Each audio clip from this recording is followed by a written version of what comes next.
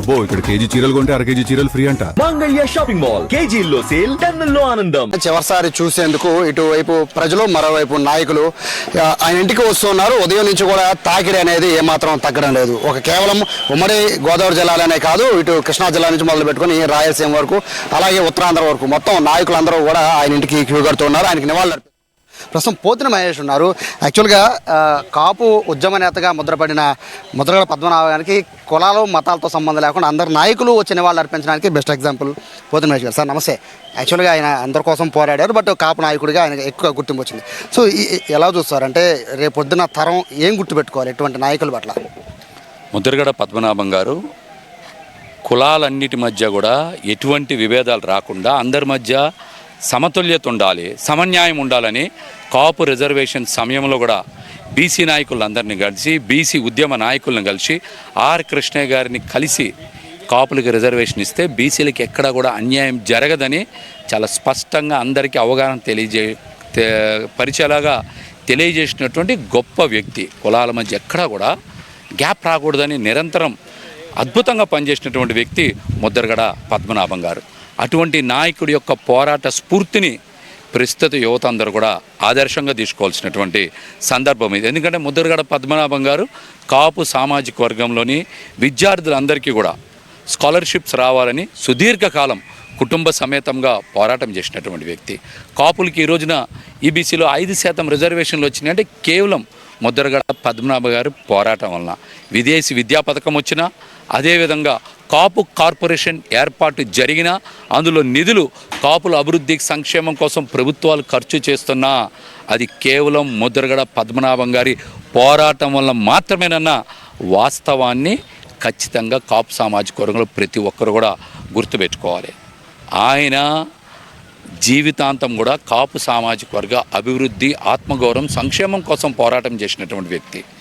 ప్రస్తుత తరుణంలో కాపు సామాజిక వర్గం మీద నిస్వార్థంగా ప్రేమ చూపించి నిజాయితీగా పనిచేయడంతో పాటు వారి అభివృద్ధి కోసం పోరాటం చేసిన నాయకుడు ప్రస్తుత తరుణంలో మరొక వ్యక్తి లేరని చెప్పడంలో ఎటువంటి అతిశయోక్తి లేదని కూడా నేను ఈ సందర్భంగా తెలియజేస్తా. యాక్చువల్గా మీరు కూడా ఉద్యమాల్లో పాల్గొన్న వాళ్ళు, బీసీ ఉద్యమం కోసం మీరు కూడా రోడ్లు ఎక్కిన పరిస్థితి. అంటే ఒక ఉద్యమ నాయకుడికే తెలుస్తుంది ఇంకో ఉద్యమ నాయకుడు పడే కష్టాల గురించి. సో రేపు భవిష్యత్తు తరం అంటే ఒకప్పుడు మనకి వంగవీటి మోహన్ రంగా గారు, సో ఆ రేంజ్లో ఇప్పుడు ముద్రగడ పద్మనాభం గారు, సో ఇట్లా అంటే కులాలు మతాలు పక్కన పెడితే ప్రజల్లో ఉండే క్రేజ్ కానీ అవన్నీ చూస్తూ ఉంటే అట్లా అనిపిస్తుంది. సో రేపటి తరం ఏం తెలుసుకోవాలి ఇటువంటి నాయకుల పట్ల? ఉద్యమ నాయకులు అరుదుగా పుడతారన్న వాస్తవాన్ని ప్రతి ఒక్కరు కూడా తీసుకోవాలి. రాజకీయ నాయకులు వస్తూ ఉంటారు, పోతూ ఉంటారు, వారు ఎప్పుడు కూడా స్వార్థం కోసమే పనిచేస్తారు. కానీ ఉద్యమ నాయకులు మాత్రం జాతి కోసం పనిచేస్తారు. జాతి కోసం పనిచేసిన తర్వాత అటువంటి వ్యక్తులు చేసిన పోరాటం వలన ఆ జాతులకి, సామాజిక వర్గాలకి పొందినటువంటి లబ్ధిని మాత్రం ఖచ్చితంగా ప్రతి ఒక్కరు కూడా గుర్తుపెట్టుకోవాలి. ఎందుకంటే కుటుంబాలను వదిలేసి, జీవితాలను వదిలేసి, ఆర్థిక ప్రయోజనాలను వదిలేసి, పదవులను వదిలేసి కేవలం సామాజిక వర్గ అభివృద్ధి కోసమే పోరాటం చేసేటువంటి వారి నిజాయితీ, క్రమశిక్షణ, స్ఫూర్తి, సామాజిక వర్గానికి ఏదో ఒకటి చెయ్యాలనేటువంటి దృఢమైనటువంటి సంకల్పాన్ని ప్రతి ఒక్క యువత కూడా ఆదర్శంగా తీసుకోవాలి. అది ఒక్క కాపు సామాజిక వర్గం కాదు, మిగతా సామాజిక వర్గాల వారు కూడా ఇటువంటి వ్యక్తిని ఆదర్శంగా తీసుకొని పోరాటం చెయ్యాలని కూడా నేనైతే చాలా స్పష్టంగా ఖచ్చితంగా తెలియజేయగలను. ఎందుకంటే ఇటువంటి నాయకులు ఓటు బ్యాంక్ రాజకీయాలు, సీటు బ్యాంక్ రాజకీయాలు చేయరు. వారు కేవలం సామాజిక వర్గాల అభివృద్ధి, సంక్షేమం, ఆత్మగౌరవం, ఆకలి పోరాటాన్ని తెలియజేసేటువంటి పోరాటం చేస్తారు. కనుక కొన్ని లక్షల మంది అటువంటి నాయకులు వెనకాల నడుస్తారన్న వాస్తవాన్ని, నగ్న సత్యాన్ని తెలుసుకోవాలని కూడా తెలియజేస్తా ఉన్నా. సార్ యాక్చువల్గా మీరేం చెప్తారు అంటే ఇప్పుడున్న పొజిషన్లో అంటే ముద్రగడ గారు చేసిన ఇక్కడ ఎవరు అడుగుతున్నా కూడా అంటే కేవలం ఇక్కడున్న యూత్ అనే కాకుండా ఈ చుట్టుపక్కల గ్రామాలు అందరూ కూడా ఆయన కీర్తిస్తున్నారు. పొద్దునుంచి ఆయన చేసిన సాయాలు చాలా వరకు బయటకు కూడా చెప్పుకోలేని పరిస్థితుల్లో ఉన్నాయంట. సో ఇంటికి వస్తే అన్నం పెడతారు, అన్నం తినకుండా ఎవరు బయటకు వెళ్ళడానికి, గేటు దాటి వెళ్ళడానికి లేదు అని. సో ఇంత చెప్తున్నప్పుడు ఇంత డౌన్ టు ఎర్త్ ఉండే నాయకులు ఈ విధంగా ఇట్లా చనిపోవడం అందరూ బాధాకరమైనప్పటికీ ఏం నేర్చుకోవాలి అంటే ఈయన్ని చూసి ఏం నేర్చుకోవాలనుకున్నారు భావితరం కూడా? ముద్రగడ పద్మనాభం గారు మీరు అన్నట్టుగా స్థానికంగా అందరినీ ఆదరిస్తారనేదే కాదు, అంతేకాకుండా వారు మరి ముఖ్యంగా భారతదేశ రాజకీయాల్లో లాల్ బహదూర్ శాస్త్రి తరువాత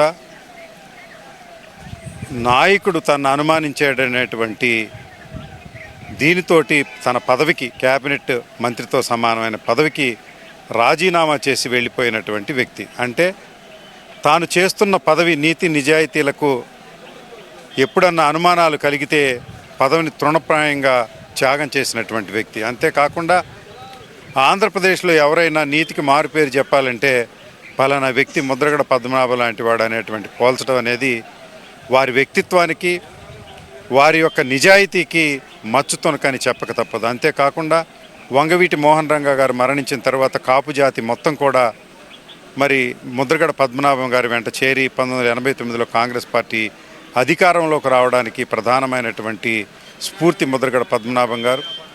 వారు మీరు అన్నట్లుగా స్థానికంగా లక్షలాది మంది ప్రజలకు ఎప్పుడు ఇంటికి వచ్చినా మరి వారికి తిండి పెట్టుకోకుండా భోజనం పెట్టకుండా పంపేటువంటి వ్యక్తిత్వం కాదు. అనేక వందల ఎకరాలకు అధిపతి అయినటువంటి వారి చివరి దశలోకి వచ్చేటప్పటికి ఆస్తులు తరిగిపోయాయి కానీ నిజాయితీ మాత్రం పెరిగిపోతా, వ్యక్తిత్వం మాత్రం పెరిగిపోతూ ఆంధ్రప్రదేశ్లోనే మరి అతి కొద్ది మంది నాయకులు ఎన్టీ రామారావు గారు, రాజశేఖర రెడ్డి గారు తర్వాత ముద్రగడ పద్మనాభం లాంటి నాయకులు చనిపోయినప్పటికీ ఎప్పుడూ బ్రతికే ఉండే వ్యక్తిత్వం కలిగిన వ్యక్తులుగా మనం చెప్పుకోవచ్చని.